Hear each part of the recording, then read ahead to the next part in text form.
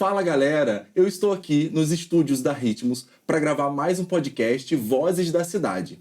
E hoje a minha convidada recebeu uma herança cultural que passou de pai para filha. Ela, que é psicóloga e presidente da Associação Cultural Paulo Fernando de Abreu Valente. Hoje eu vou bater um papo com Glorinha Abreu.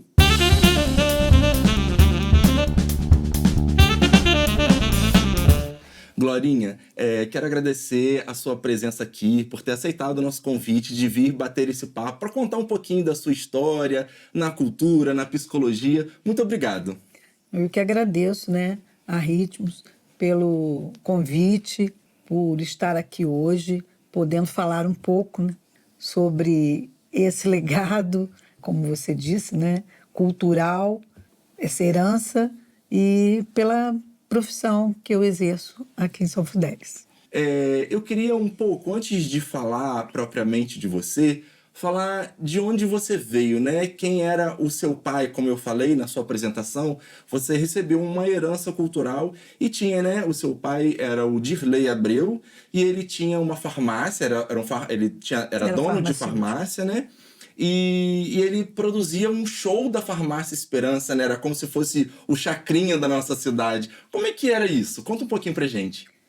Papai era farmacêutico, Era dono da Farmácia Esperança e sempre foi uma pessoa muito ligada à cultura, muito preocupado com o social de nossa comunidade, Então, ele sempre participou, criou muitos eventos, gostava de participava do futebol, que era o esportivo, Ele era muito apaixonado pelo clube esportivo, foi um dos fundadores do clube esportivo, depois do Mirante Complete Clube, ele ajudou a criar também, a fundar o clube, o Rotary Clube, enfim, papai era muito envolvido na parte social e tinha como tradição todo aniversário da farmácia, que era 15 de setembro, ele promovia o show da Farmácia Esperança. O mês de setembro era todo voltado para esse show, até o dia 15, onde ele fazia grandes sorteios. O sorteio não era de um liquidificador, era de carro mesmo, Era um carro, era televisão, que naquela época muita gente nem tinha, enfim, eram prêmios. Isso era o sorteio de compras, Quem comprasse na farmácia participava desse sorteio de moto, que naquela época era Vespa, Lambreta.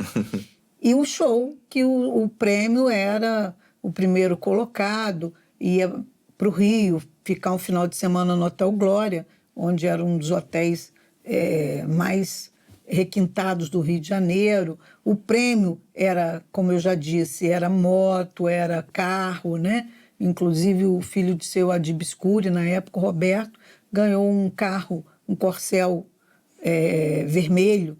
Então era algo assim que a comunidade toda esperava, Era mais do que festa de São Fidélis, porque ele colocava ônibus para o interior, porque ele sempre atendeu muito no interior. Papai era aquele farmacêutico que atendia com a experiência que tinha. Era quase um médico, Isso. A cidade tinha poucos médicos, só era doutor Juarez, doutor Marcondes, doutor Alberto e doutor Manel Pereira. Então, papai aprendia muito, lia muito, ele era um autodidata e os próprios médicos confiavam muito nele. Então, ele ia a Alto de Serra, levar a medicação, dar injeção. Então, era uma pessoa muito conhecida. Então, o show era algo esperado. Como a gente espera a festa de São Fidélis, a gente esperava esse show todo setembro, E na época, eu me lembro, eu criança, tinha muito vergonha disso, Porque as pessoas mexiam comigo e diziam que papai era chacrinha. E eu ficava muito chateada, Hoje eu vejo quanto foi importante tudo isso, Sim. O Chorão mesmo da rádio, Ele ganhou no show da farmácia, o Arsenal mesmo, aqui de Uelto, cantou no último show que papai realizou aqui em São Fidélis. Então, ele, na verdade, também divulgou, incentivou muito a música, que ele gostava muito. Depois do show, ele fazia lá em casa um grande jantar para os músicos, para quem foi premiado, quem tirou o primeiro, o segundo, o terceiro lugar. Os músicos que tocavam né, para acompanhar os cantores, e era algo assim muito esperado. E eu me lembro que, sem ser o show da Farmácia Esperança, eles se envolviam na festa de São Fidélis, que era festa apenas religiosa. Não existia participação da prefeitura. Sim. Mas eles, como festeiro, era sempre um grupo muito animado, como papai tinha Guilherme Tito de Azevedo, Dr. Marcones, Clóvis Abreu, e um grupo grande, e eles traziam, né? Esquadrilha da Fumaça, na época Silvio Caldas era um cantor renomado, Carequinha, que é a Xuxa de hoje, né? E eu era apaixonada para ver Carequinha. Eu me lembro que a apresentação do Carequinha foi lá no Barão de Macaúbas, e naquela época não tinha poucos hotéis em São Fidélis, e então a gente que hospedava, né, nas nossas casas. E eu, cara, era louca para Carequinha poder ficar hospedado lá em casa. E aí, quando veio, papai chega com meio quilo. Meio quilo era um anãozinho que acompanhava o Carequinha. E aí eu dizia, papai, mas eu estou esperando o Carequinha aqui. Ele falou, não, a gente tem que acolher aquele que ninguém quer acolher. Então, trouxe meio quilo lá para casa. No clube esportivo, eu me lembro dele fazer shows aos domingos. Aí tinha show, concurso de bambolê, e gostava, né, de animar a cidade, né? Na verdade é que ele movimentava a cultura na cidade, esse alvoroço todo, né? Movimentava não só a cultura, mas a cidade como um todo. E aí eu acho que a gente acaba herdando um pouco. Eu acho que quem mais herdou nem fui eu, foi a Rita, minha irmã, Rita Maria Maia de Abreu, né? Depois Abreu Maia, que casou com um fidelense também. E aí ela foi a primeira secretária de Cultura em São Fidélis. Na sua casa são 3 meninas, né? Somos 4. Foram 4, né? É Nair, Marúcia... Nair, Rita, Marúcia e você. E papai perdeu uma filha também que tinha depois de mim, que era Marcinha, mas morreu o bebê. Sim. E aí, nesse meio aí, né? Todas vocês já viviam nessa parte cultural, né? E Rita foi a que mais, como você estava dizendo, na sua opinião, foi a que mais herdou essa questão da cultura, né? Ela foi, inclusive, a primeira secretária de cultura da nossa cidade, né? Rita fez letras, né?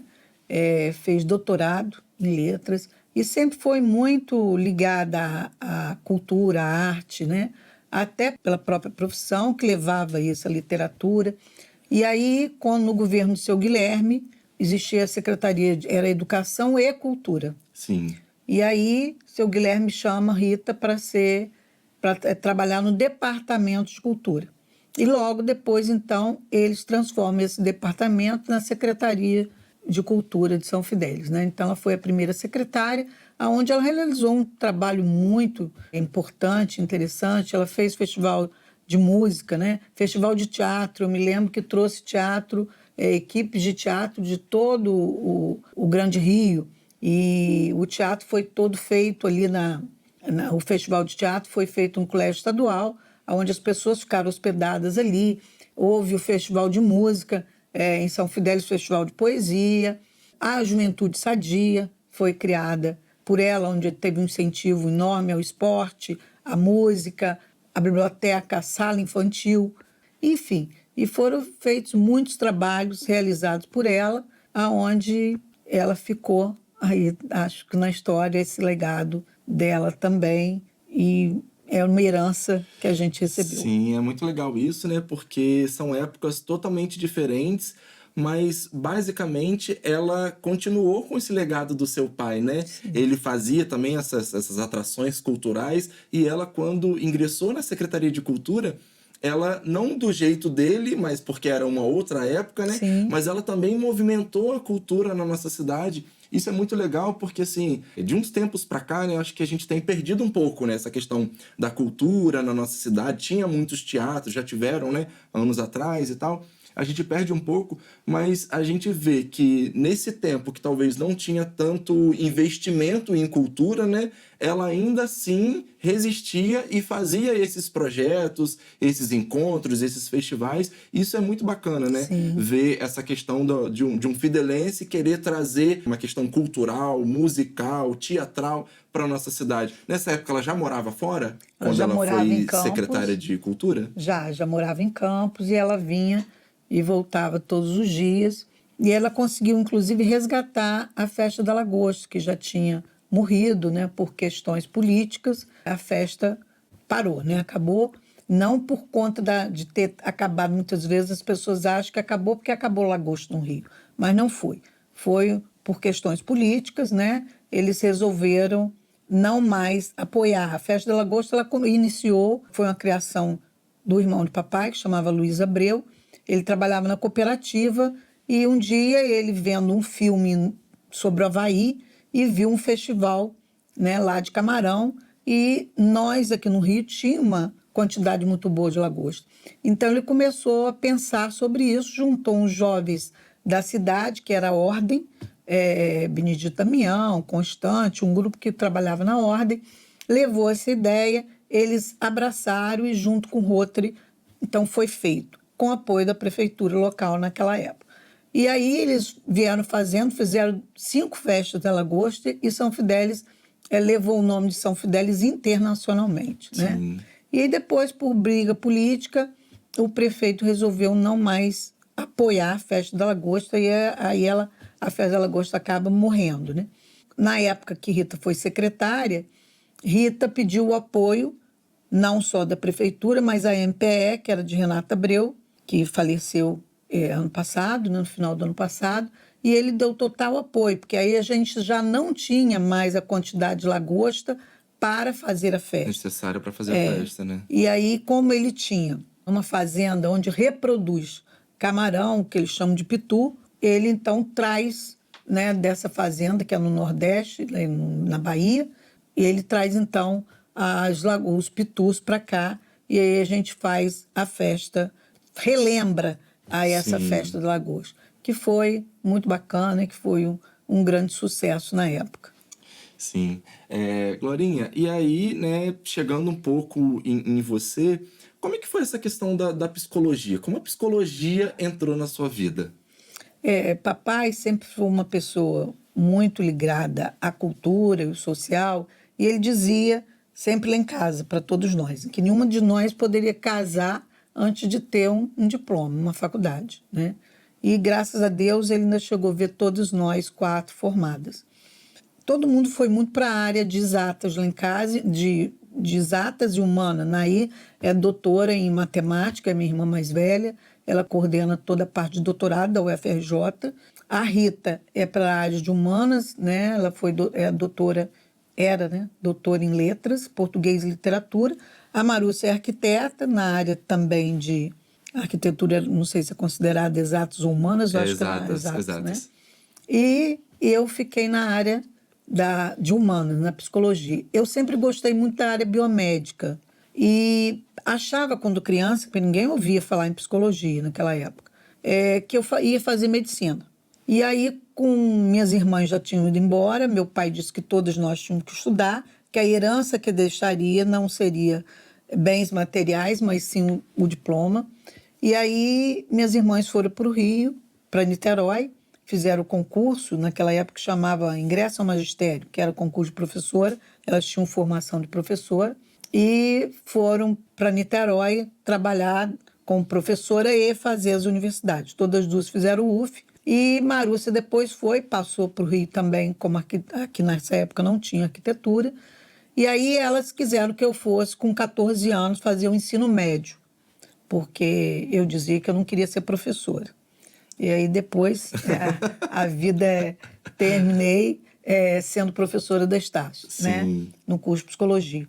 Mas quando eu fui, eu pensava em fazer medicina. E eu fui estudar no Instituto Abel, em Niterói, e lá eu custei me adaptar e acabei na sala do psicólogo na escola, né? Que chamava de SOI, que é um serviço de orientação educacional, mas quem coordenava o serviço era um psicólogo. E aí ele começou a me atender, porque eu tive dificuldade de me adaptar na escola, na cidade. E com ele ali, em terapia, ele começou a conversar sobre profissão e eu disse para ele que eu queria fazer medicina. E ele disse para mim, então eu vou te levar no Antônio Pedro, porque eu trabalho no Antônio Pedro, e você vai passar uma manhã lá no Antônio Pedro comigo. O Antônio Pedro é um hospital universitário em Niterói. Sim. E aí eu fui passar a manhã. Eu cheguei 9 horas da manhã, Quando chegou às 11 horas, eu falei com ele, pelo amor de Deus, eu estou embora, né? Porque eu achava que o médico era muito bonito, vestido de branco, um consultório lindo, mas não sabia, quer dizer, não imaginava que para chegar a ser médico, eu tinha que ver alguém sem cabeça, sem perna, sem braço. Tinha que manusear, na verdade, os corpos, né? Viver tudo Pra isso ali entender. num hospital Sim. universitário, como é o Ferreira Machado. E aí eu falei, não é isso que eu quero. Eu quero a área biomédica, mas eu não quero isso. E eu comecei a ver que a psicologia, o atendimento dele tinha me feito muito bem. E aí eu disse para ele, eu acho que eu quero fazer a mesma coisa que você fez. E aí eu decidi fazer psicologia. Foi uma guerra dentro de casa, porque o único apoio que eu tive foi do meu pai. Porque minhas irmãs achavam que eu morreria de fome, porque ninguém falava em psicologia, ninguém nem sabia o que o psicólogo fazia. E hoje eu vejo que a herança da psicologia vem muito do meu pai, porque papai era farmacêutico, mas ele tinha um consultório dentro da farmácia, onde ele atendia as pessoas muito mais com problemas psicológicos do que outro tipo de problema.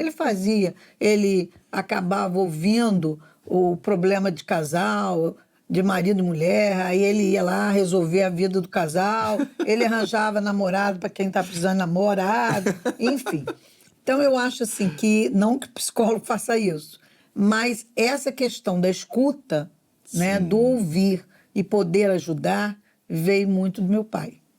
Sim, a psicologia, ao meu ver, né, é uma das profissões hoje mais importantes, porque a gente vê a necessidade que todo mundo tem de fazer terapia. Não porque... E tem muita gente que tem preconceito, né, Glorinha? Essa questão assim, quem faz terapia é doido, quem faz terapia tem problema de cabeça. E não é por aí, né? A gente faz terapia para muitas outras coisas que não seja... Você não tem necessidade de ter algum problema de cabeça, como as pessoas falam, muito né? pelo contrário. Muito pelo contrário. É pra gente organizar, na verdade. Para você se conhecer. Sim, é um e autoconhecimento, saber né? lidar com você e com seus problemas, né? Quando eu vim para São Fidélis, eu fui a primeira psicóloga da cidade. Não existia ninguém aqui.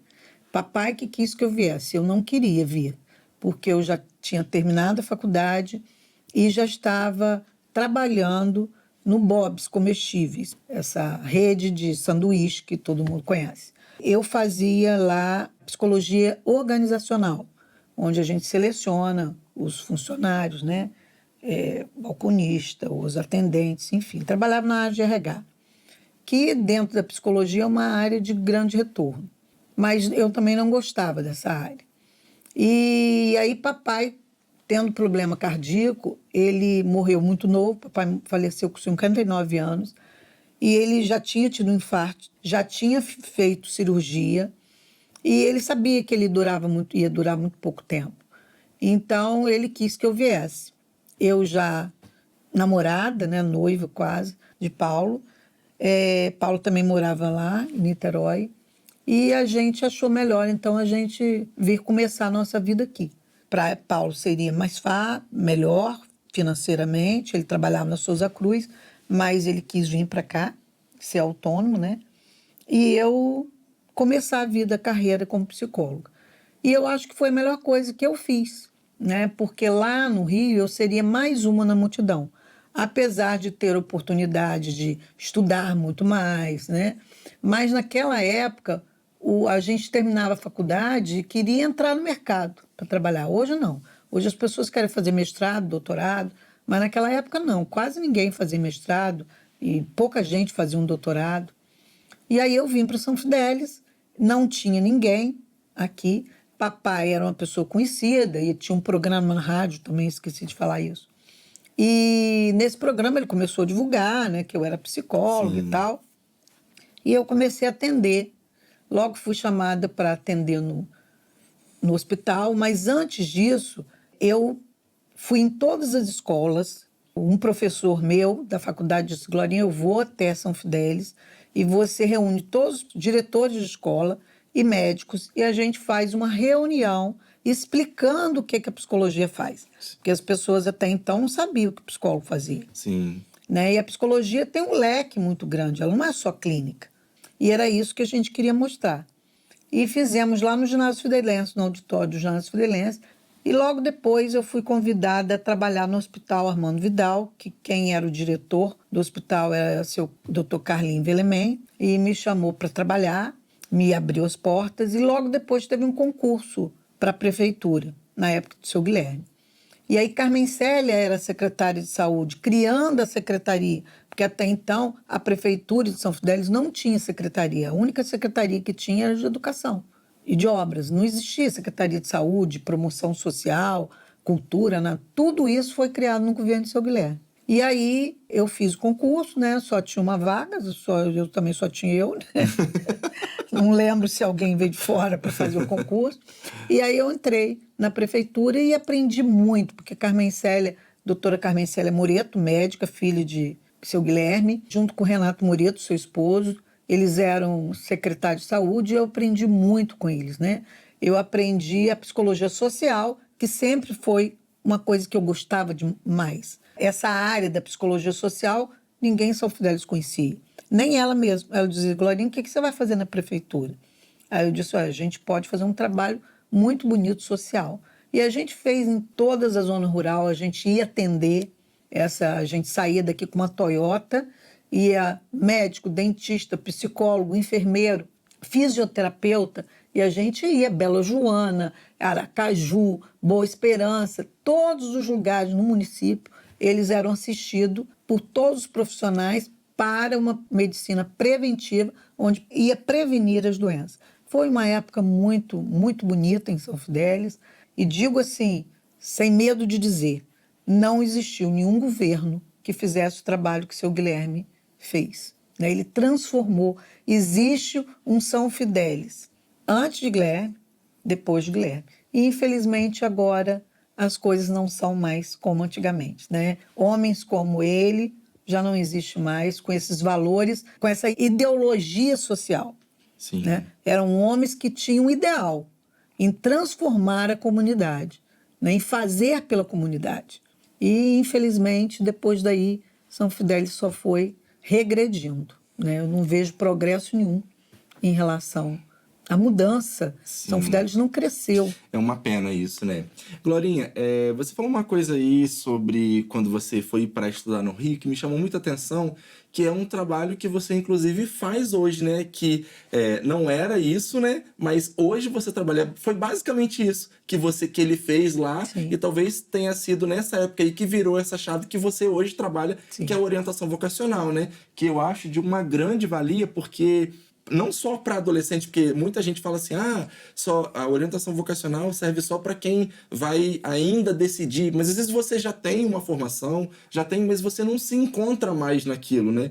E aí a orientação vocacional é aquilo que te dá o caminho, te mostra como é esse trabalho de orientação vocacional que você faz. A orientação vocacional, ela pode também ser reorientação, como você diz. Sim. Existem muitas pessoas que não escolheram uma profissão, elas foram colocadas naquela profissão, né? Até por necessidade mesmo. E aí, com o tempo, ela começa a ter uma insatisfação tão grande, uma infelicidade tão grande, porque a profissão, quando eu digo que a profissão é um casamento, com uma diferença, o casamento você pode desfazer, e a profissão é algo que você vai viver uma vida inteira, e muitas vezes vai viver insatisfeito, infeliz. Então, daí a necessidade da gente buscar a orientação profissional. Por quê? Porque não existe escolha profissional sem que você se conheça. Para você escolher uma profissão, você tem que ter o autoconhecimento. Porque a profissão ela tem um perfil de personalidade igual você tem. Então, eu vejo, né, hoje essa gama de médicos em São Fidélis e eu fico me perguntando, será que todos eles têm o dom para a medicina? Verdade. Porque o médico ele tem que ter um perfil. E qual é o perfil do médico? É uma pessoa que, primeiro, que ele tem que amar. Ele tem que gostar de gente. Se ele não gostar de gente, ele não pode fazer medicina. Porque medicina, por status e por ser uma profissão que dá um retorno financeiro imediato, isso não realiza ninguém. Porque hoje você trabalha num plantão, amanhã, mas daqui a 10 anos você não aguenta mais trabalhar. Então, a primeira característica na personalidade de um profissional que escolhe medicina é gostar de gente. Aí você vai dizer, Glorinha, existe alguém que não gosta de gente? Claro, existem pessoas que gostam da máquina. Sim. né? De trabalhar com computador, de trabalhar com a criatividade, de trabalhar... Mas não gosta de lidar com pessoas. Isso é o que mais a gente vê. E isso não é ruim. Ah, então quem não gosta de gente é uma pessoa ruim? Não. Ele não gosta de lidar com as pessoas. Então, para você ir para a área da saúde, você tem que gostar daquilo ali. Você tem que amar cuidar de alguém. É porque, por exemplo, na medicina, na maioria das vezes, nem sempre é só ficar ali no consultório, sentadinho, atendendo um paciente, né? Às vezes, igual você falou que vocês iam, né? Você tem que ir para uma zona rural, você tem que ir para um lugar de difícil acesso, você tem que atender... Não, você tem que atender pobre, rico. Exatamente. Uma pessoa que chega sem cabeça, sem braço, sem perna, do mesmo jeito que você vai atender no consultório. Sim. Né? Porque às vezes a gente tem essa fantasia, eu mesmo tinha, né? De ter um consultório lindo, de chegar toda bonitinha, de branco, com a maletinha, né? Eu me vi assim. E quando eu deparei que ser médico é muito mais do que isso, é você não ter dia, não ter hora. Você tá lá no show, seu telefone vai tocar, porque se você é ginecologista, a mulher tá ganhando neném, ela não escolhe a hora para nascer. O pediatra da mesma forma, o cirurgião da mesma forma. Então você tem que saber que você vai ter que largar aquilo tudo ali e atender, porque é um ser humano, é uma vida. Então você está disposta a isso? Você tem que largar Natal, Ano Novo, Carnaval. Você tem que abrir mão disso. Não só o médico, o enfermeiro. Hoje eu disse, né, eu não queria fazer medicina e hoje eu estou dentro de uma UTI neonatal, né? Sim. A vida da gente é muito... Não adianta a gente, às vezes, falar que não quer, igual você falou, eu não quero ser professora. Você trabalhou numa instituição de ensino, dando aulas, né? E aí não queria trabalhar, hoje... E pior que me realizei como professora, me realizo como psicólogo de UTI. São as voltas que a vida dá, né? E que a gente aprende também a gostar. Sim. Né? Se você me perguntar o que você faria sem ser psicologia, não, eu só posso ser psicóloga, eu não sei fazer mais nada. Uma coisa também que eu queria falar agora com você, Glorinha, você citou aí que trabalha na UTI neonatal, né? Como é que é esse trabalho, né? Qual é o papel que você executa lá? Isso todo mundo pergunta, né? Porque uma UTI neonatal trabalha com prematuros, né? Sim. Com o bebê que nasce antes do tempo ou o bebê que nasceu com algum problema, uma asfixia, uma pneumonia, e aí ele vai para a UTI. Aí você vai falar, o que você vai fazer com o bebê? Não, eu não vou fazer nada com o bebê, eu trabalho com os pais do bebê, né? Por quê? Porque é algo extremamente estressante saber que seu filho que você esperou 9 meses, que planejou, ninguém pensa nos 9 meses que você vai para uma UTI. Muito pelo contrário, você pensa... A certeza que eles querem ter, tipo assim, chegou ali, teve o nascimento, eu vou sair com meu filho e vou levar para casa, né? E você, nesses 9 meses, você planeja o que? A melhor roupa, a roupinha que ele vai sair do hospital, as fotos, a mãe planeja tudo, muito. Nunca vai pensar que o bebê vai para uma UTI. Verdade. Né? E muitas vezes esse bebê nasceu, e nem antes do tempo, porque quando nasce antes do tempo, você até acha que pode ir para a UTI. Sim. Mas muitas vezes o bebê nasce de 9 meses. Mas ao nascer, ele engole o líquido amniótico, aí ele faz um quadro de pneumonia, ele tem uma asfixia, então ele vai para a UTI. E para essa mãe é muito doloroso, porque ela acaba indo para casa sem esse bebê. Né? Então existe um rompimento desse vínculo. E a mãe passa a ser também uma mãe invisível na UTI. Ela não cuida do bebê. Quem cuida é a enfermeira, quem cuida é o médico. Ela apenas é uma mãe que visita esse bebê, que olha, muitas vezes nem pode tocar. Então, para ela, é muito difícil esse momento, essa estadia na UTI. Então, nosso papel ali é exatamente cuidar dessa mãe, ouvir essa mãe, trabalhar esse estresse da mãe, porque ela precisa amamentar, o bebê está lá precisando do leite dela, porque o leite materno é uma vacina, é o grande remédio que o bebê precisa. Então, eu preciso que ela também dê leite para a saúde desse bebê. Então, o psicólogo, ele atende, ele trabalha dando apoio a essa mãe lá na UTI. Além desse trabalho, a gente também faz um trabalho com os funcionários, porque trabalhar dentro da UTI não é fácil. Então, o estresse emocional do enfermeiro, do fisioterapeuta, do médico, do fono, da nutricionista, é muito grande. Sim. Então, a gente também faz um trabalho de apoio psicológico dentro da UTI. É uma rede de apoio, né? O psicólogo apoia os profissionais e os pais, Sim. e os pais têm que estar lá, a mãe e o pai, né, para apoiar o bebê para que tudo corra bem. Isso. Agora, Glorinha, você falou aí uma coisa assim da questão desse estresse, né, dos funcionários, da mãe, do pai.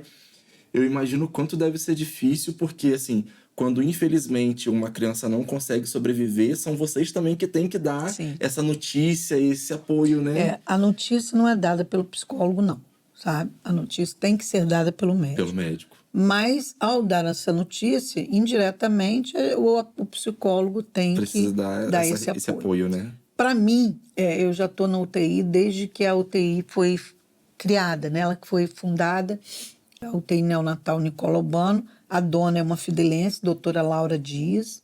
Ela sempre morou no Rio, né? Saiu daqui, ela é filha do seu Lair Dias. E saiu muito nova para estudar no Rio, fez medicina na UERJ. E lá ela se apaixonou por essa área da neonatologia. E o doutor Nicola Urbano, que era um professor dela, deu muita força para ela vir para o interior e criar essa UTI por aqui, porque nós, nessa região norte-noroeste, não temos nenhuma UTI. Agora já tem na Unimed, mas na época ele implantou em 1995, não existia, só ela. Então, a UTI ali em Campos, dentro do Beda, ela atende toda a região norte-noroeste. A gente tem muito paciente de Miracema, de Talcara, de Pada, de Aperibé, de Natividade, de Cantagalo, de Friburgo. Inaugurou em dezembro de 95 e em 96 eu comecei trabalhando lá, porque eu fiquei viúva nesse ano de 96, em fevereiro de 96. Em agosto ela me chamou para trabalhar, porque eu fazia um trabalho aqui na prefeitura com os funcionários da prefeitura. Então ela descobriu que eu fazia esse trabalho, me convidou para trabalhar lá. E aí passei um bom tempo trabalhando lá, depois saí, fui para o Alfa, mas ela sempre me procurou muito para eu voltar. E eu voltei. Hoje foi uma luta muito grande eu retornar à UTI, porque todo mundo sabe que tem 2 anos que eu perdi meu filho, e meu filho era minha grande paixão, né? Uma pessoa muito especial, não era porque era meu filho. E eu fiquei ali no Beda, internado com ele 15 dias, e ele só piorando, e dali ele transferiu para o Copstar, no Rio, e lá nós ficamos 3 meses, né? E ele veio a falecer, e quando eu retornei para São Fidélis, eu achei que eu nunca mais voltasse uma UTI, porque aí eu pude ser mãe de UTI, eu pude ver a dificuldade de viver essa estadia, né? Essa incerteza se aquela pessoa sobrevive ou não. Na verdade, nessa época você viveu o outro lado, né? Sim, o outro lado. E aí, doutora Laura me ajudou muito a retornar para a UTI, porque eu não queria voltar mais, né? Já tinha deixado Estácio em 2019, até porque me aposentei pelo INSS, eu falei, agora eu não quero mais trabalhar à noite. Eu estava no Alfa ainda, né, quando ele faleceu, que também foi uma escola que me deu muito apoio. E aí a doutora Laura começou a trabalhar em mim a necessidade de eu voltar para a UTI e dar esse apoio aos pais, que na verdade como eu conheci o outro lado, eu poderia apoiá-los de uma forma muito mais intensa. Mas para mim foi muito difícil. E eu dizia para ela que eu não ia voltar, não ia retornar. E um dia ela disse, você vai voltar. E um dia, do nada, eu disse, não, eu vou. Eu não posso me acovardar, eu vou voltar. E não é isso que meu filho queria, né? Que eu parasse a vida. Né? Eu teria e tenho que continuar vivendo. Ressignificar a minha vida, né? E conhecendo ele como eu sempre conheci, eu acho que sempre foi isso que ele quis, né? E aí eu retornei para a UTI e hoje eu vejo que eu ajudo e posso ajudar muitas mães lá com a minha história. Eu pude aprender, conhecer o outro lado da dor, né? E a gente sabe que a gente pode transformar essa dor em amor. E hoje eu sinto assim, muito gratificada quando eu consigo fazer uma mãe entender e que a vida continua tendo significado apesar da gente viver a outra dor, muitas vezes, de perder. Sim, Glorinha, esse era o nosso próximo tema, né? Que é um tema difícil de falar da perda de Paulo Fernando, né? Foi, na verdade, uma perda difícil para a cidade inteira, né? Que vivemos os 3 meses difíceis junto com vocês. E eu, particularmente, tenho uma vivência muito de amizade com você e tinha com ele também, né?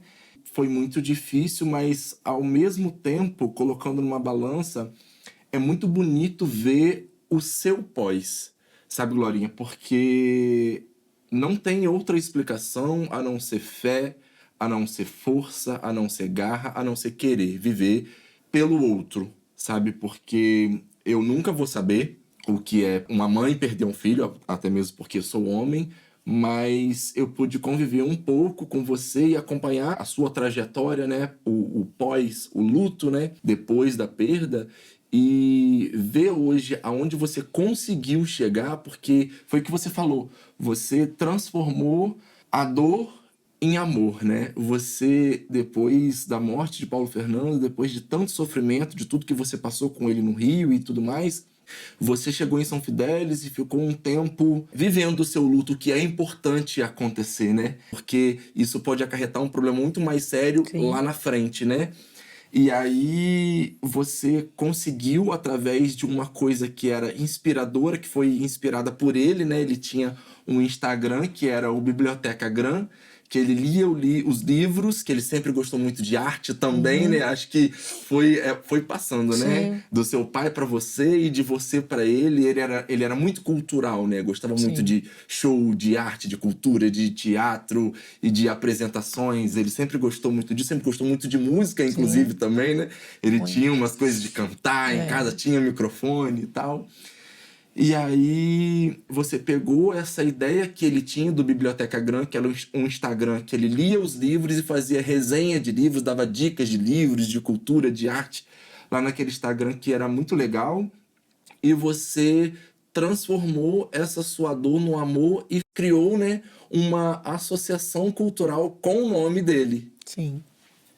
E aí, conta um pouquinho pra gente como é que foi, né? Como foi essa virada de chave, de assim, meu Deus, eu preciso fazer alguma coisa, eu preciso continuar a minha vida, até mesmo porque eu tenho um outro filho, eu tenho os meus amigos, eu tenho a minha família que me ama, e assim, infelizmente, a gente não podia mais fazer nada por ele. Mas você tinha que fazer por você, pelo Marco Antônio, que é o seu outro filho, e por nós, que éramos seus amigos, sua família, suas irmãs, sua mãe, que ainda estava viva naquela época, né? E aí, como é que foi essa virada de chave de transformar essa dor nessa coisa tão bonita que a gente vai falar um pouco mais sobre ela, que é a associação? O luto, né?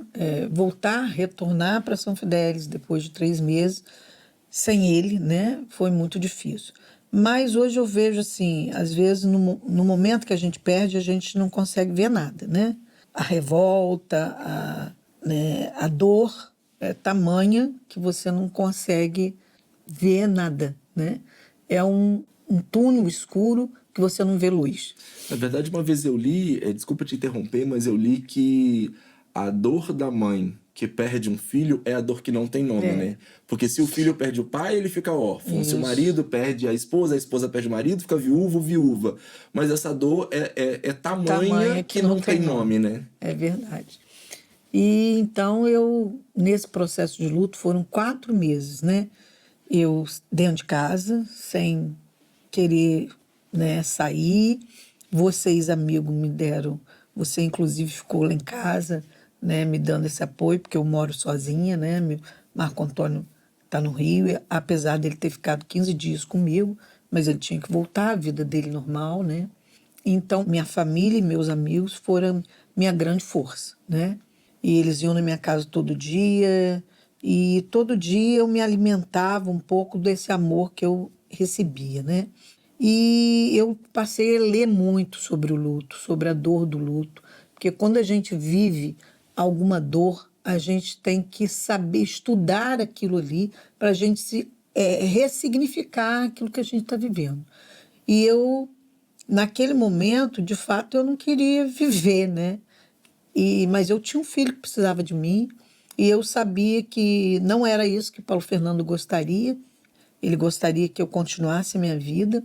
E um dia, eu lendo muito sobre isso, um dia eu sonhei, né, com esse trabalho do Biblioteca Gran. Aí eu falei, gente, então Sara foi uma pessoa também muito importante, assistente social, sempre me visitou, eu também não tinha amizade nenhuma com ela. Deus botou, né? Deus vai fazendo, escreve certo por linhas tortas. Sim. E ela me visitava muito, e um dia eu conversando com ela sobre a Biblioteca Gran, eu falei, eu tinha vontade de fazer um trabalho com essas crianças, porque Paulo Fernando sempre falou isso. Quando eu tiver uma perto de me aposentar, estiver muito bem financeiramente, eu vou montar uma escola, uma oficina, ele não falava escola, uma oficina de leitura e arte, né? Para que essas crianças tenham um mundo diferente, porque só através da leitura que a gente adquire conhecimento e a gente busca uma vida melhor. E aí eu falei, bom, tá aí, eu vou fazer isso. Como fazer isso? Chamei Ronaldo Barcelos, chamei Pedro, chamei você, até foi também, chamei Sara, Cristiane, Quitada, e reunimos em casa, lá em casa, e eu comecei. De início achava que era um instituto, achava que era uma fundação, né, porque eu desconhecia toda a área, até que chegamos à conclusão que tinha que ser uma associação. E aí a minha irmã me deu muito apoio financeiro, porque eu não tinha de onde, falei, ninguém queria trabalhar de graça, né? E aí chamei a Gabriela, que é formada em arte cênica, foi minha aluna do Alfa, fez orientação vocacional comigo. Sim. E aí chamei Gabriela e Ronaldo Barcelos para que a gente pudesse começar essas oficinas. E aí começamos, falei, vamos começar dentro da cidade para ficar mais conhecido. Começamos ali, a Alessandra abriu as portas, o CEPUC, e ali a gente começou, a coisa foi dando certo, né? Passamos depois para o Barão de Macaúbas, começamos a fazer esse trabalho no Barão de Macaúbas, no CEPUC, no final do ano, quando a gente terminou o processo, né, de construção dessas oficinas, a gente apresentou o teatro ali no Colégio Estadual e depois fomos para o Barão de Macaúba, terminamos também no final do ano apresentando uma peça e esse ano, se Deus quiser, a gente vai para Maria Firmina. E como eu sou filho de Dirley, começou dentro de mim criar muitas coisas e eu me lembrei um dia, a gente no terraço lá de casa, né, era uma festa de São Fidélis, a gente olhando lá para a praça e Paulo Fernando dizendo para mim, mamãe já pensou um festival gastronômico aqui? Porque ele gostava muito de comida, né? Ia ficar maravilhoso e tal. Eu falei, gente, vamos fazer esse festival gastronômico. Na época eu já falava que ia fazer, vocês até brigavam comigo, Glorinha, para de falar, porque outras pessoas vão pegar a sua ideia e tal. Muita gente não acreditou que daria certo, né? E nem a gente, Eu talvez... ia falar isso agora. Né? Acho que, na verdade, nem a gente que estava envolvido acreditava que isso ia dar certo, né? E graças a Deus deu e foi maravilhoso. E os restaurantes também ficaram com muito medo, mas... Receosos, né? Porque era a primeira vez que isso ia acontecer. Assim, a associação é um bebê ainda, né? Tá? São 2 anos só da associação. E aí, assim, eu acho que a gente não conseguia acreditar muito que daria certo, apesar de vocês estarem trabalhando com afinco, com zelo, tudo para que acontecesse, né? Eu acho que era difícil de vocês mesmos acreditarem que isso poderia acontecer do tamanho, porque começou uma coisinha pequena e foi crescendo. Na época a gente levou um susto, E né? aí os restaurantes também não conheciam a associação, o trabalho da associação não tinha muita coisa ainda para mostrar, né? E aí vocês conseguem entregar pra gente um presente que foi o primeiro festival gastronômico, né? Tinha as canecas, né? Que era uma alusão também às canecas da Festa da Lagosta, né? Que foi muito legal. Teve a canequinha e todos os restaurantes que vieram, acho que todo mundo, assim, ficou surpreso. Fizemos os avatares, né? Sim. Tem os bonequinhos, né? De Paulo Fernando, de todas as comidas típicas que tiveram. Conseguimos trazer Vicente para fazer o workshop. Isso tudo foi muito interessante. E... na verdade, a presença de Paulo Fernando foi nítida no festival. E o festival foi, para mim, assim, esse reencontro com meu filho. Não fisicamente, mas ele estava comigo ali, presente em todos os momentos. O ambiente era diferente, as pessoas, eu sou muito grata à comunidade fidelense pelo carinho, pelo amor e pela, sabe, pela aceitação de tudo que a gente vem fazendo. Então, eu só tenho que agradecer. Na verdade, não tinha como ser diferente, não tinha como ele não estar presente, né? Porque ali tinha tudo que ele gostava. Os amigos, a música, comida, era tudo que ele gostava de fazer, né? Gostava sempre de estar entre os amigos, os familiares, de boa comida e boa música e festa, né? Porque não tinha como aquele ditado, né? O cavaco não voa longe do pau. Você herdou isso do seu pai e ele herdou isso de você. Sempre gostou muito de festa. Os dois, na verdade, né? Marco Antônio e Paulo Fernando sempre gostaram muito de festa, dos festejos. E isso, assim, era muito nítido, né? Foi muito legal.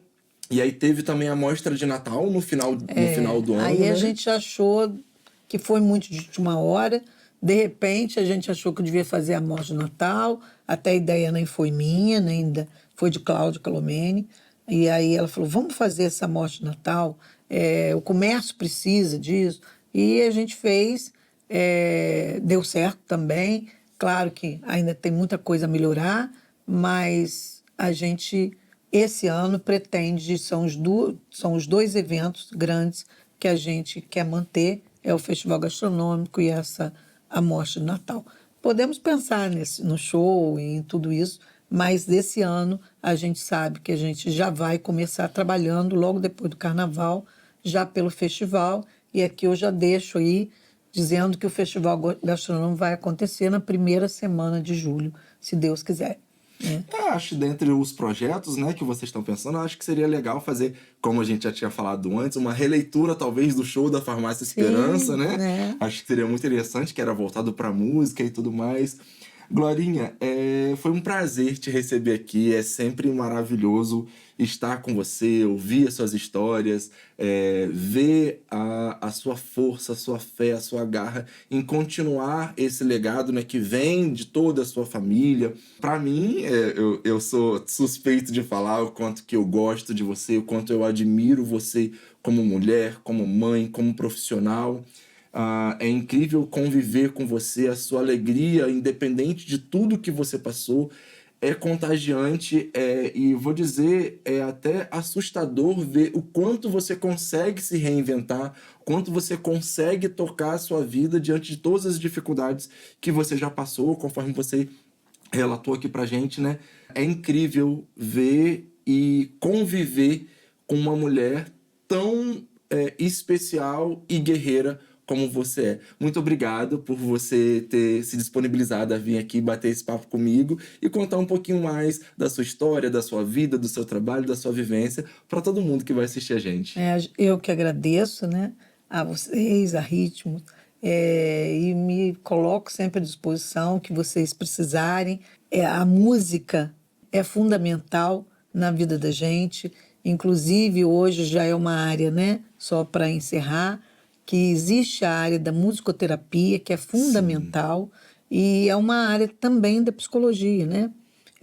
A psicologia através da música, a musicoterapia é uma terapia de música que leva ao indivíduo a relaxar muito mais, a ele diminui o estresse emocional.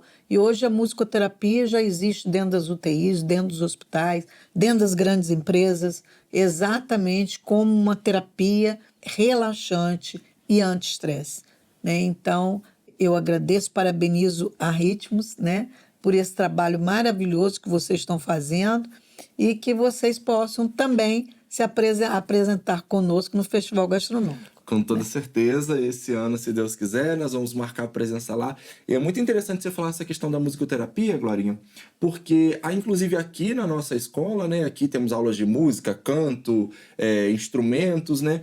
A gente recebe muitos alunos encaminhados por psicólogos para fazer aula de música, né? O quão importante a música é em todas as áreas da nossa vida, né? Sim. Isso é muito legal. Mas é isso, Glorinha. Muito obrigado. Eu Foi que agradeço um prazer a te receber aqui. né? E um grande abraço para vocês, o sucesso de vocês. Muito obrigado. Né? Eu sei que é enorme, né? E parabenizo todos vocês aqui pelo esse belíssimo trabalho que vocês estão fazendo. Me sinto honrada em poder participar de tudo isso aqui. E aí, galera, espero que vocês tenham gostado do nosso bate-papo aqui, de contar um pouquinho mais da vida, da história, da profissão e da associação que a Glorinha organizou e criou. Então, para você que está assistindo aí, curte, comenta, compartilha, espalha para geral e não deixa de seguir o Instagram da Ritmos e o Instagram da Associação Cultural Paulo Fernando de Abreu Valente. Venha para Ritmos, entre no ritmo você também.